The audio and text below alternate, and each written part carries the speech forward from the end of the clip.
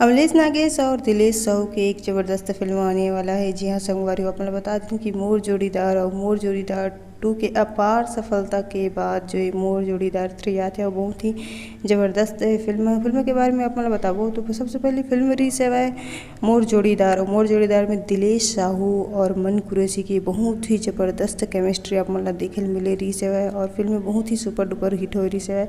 Film की बात करूँ तो फिल्म में दिलेश साहू और मन कुरैशी की बहुत ही ज़्यादा एक्शन से भरी ये मूवी रही है। ज़्यादातर आप मन देख जानते रहे हो कि मन कुरैशी जो है रोमांटिक फिल्म पर ही जानी जाती है, लेकिन ये फिल्म वाला करे के बाद जो है मन कुरैशी की एक अलग ही।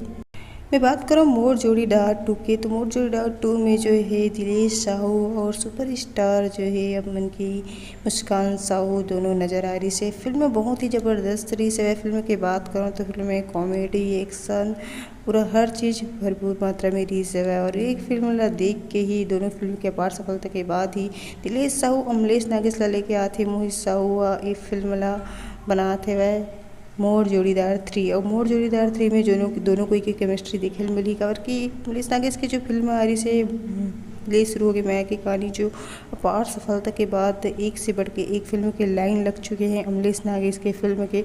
तो फिल्म ला देखे पर देख के ही पता चली कि काय दोनों कोई कमाल कर पाते कि नहीं।